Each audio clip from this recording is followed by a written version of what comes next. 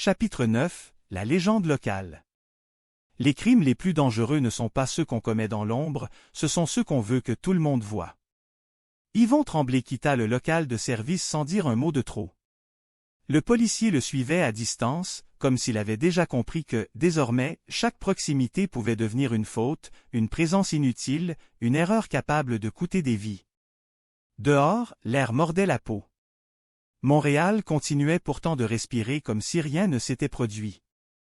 Les voitures passaient, les feux clignotaient, les passants marchaient vite et les langues se mêlaient naturellement dans la rue. Un groupe riait devant un commerce ouvert tard, un homme attendait l'autobus, une femme parlait au téléphone dans une langue étrangère et tout semblait parfaitement normal.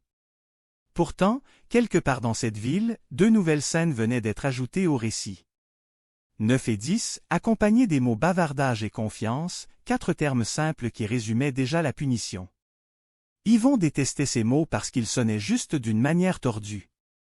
Le tueur exploitait la faiblesse humaine la plus banale. On parle, on partage, on se rassure, on croit que la coopération protège. Dans cette histoire-là, la coopération devenait une offrande. Les coordonnées arrivèrent enfin. 2 lieux différents, la même nuit, choisis non pour être discret, mais pour être symbolique. Le premier se trouvait dans le vieux Montréal. Les rues étroites, les pierres anciennes, les lampadaires chauds qui donnent aux façades une douceur trompeuse même en hiver, tout ressemblait à une carte postale posée au bord du fleuve. Les pas résonnaient sur les pavés, le vent circulait entre les bâtiments, et l'endroit donnait l'impression d'être observé sans jamais révéler par qui.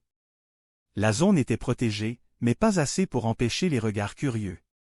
Les gens ralentissaient malgré eux, comme si l'air lui-même portait un avertissement. Le carré noir était collé sur une façade de pierre, bien visible à hauteur des yeux, marqué du chiffre 9 gravé en relief, juste en dessous, d'un seul mot écrit avec une précision froide, bavardage.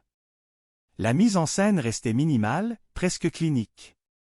Pas de spectacle, pas d'excès, seulement un ordre parfait qui disait clairement que rien ici n'était accidentel, que tout avait été placé comme sur une page. Dans un quartier où l'on parle fort, où les guides racontent l'histoire, où les touristes se sentent en sécurité dans un décor ancien, le tueur avait choisi de frapper sur le thème même de la parole. Le deuxième lieu changeait complètement d'atmosphère. Près du stade olympique, tout semblait plus vaste, plus brut, plus exposé.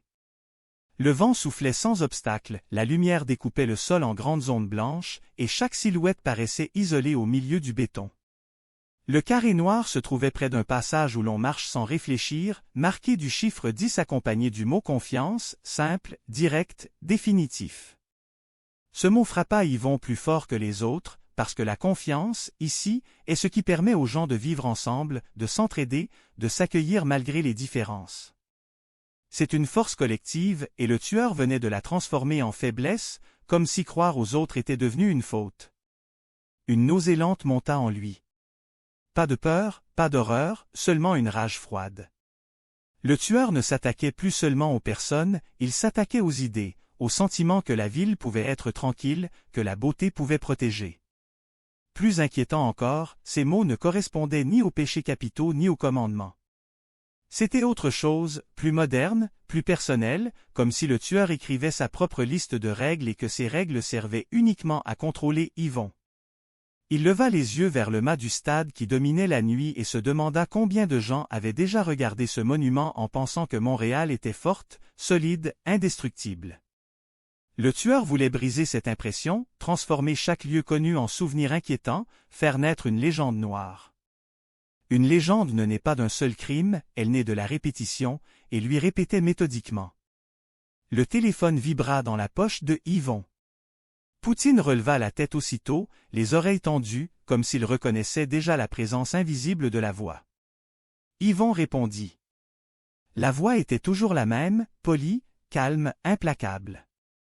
Elle dit qu'il avait vu les chapitres 9 et 10 et que la ville commençait à comprendre, parce que le Québec adore les histoires, celles qu'on raconte tard le soir, celles qui deviennent des rumeurs puis des légendes.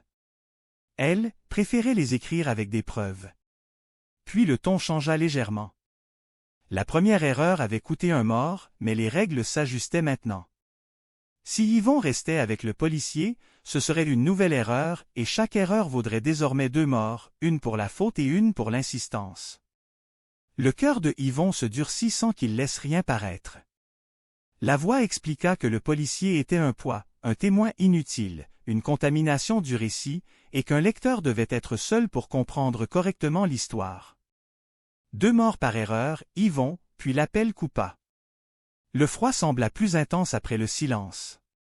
Le policier observa son visage sans poser de questions, mais il avait compris que quelque chose venait encore de changer.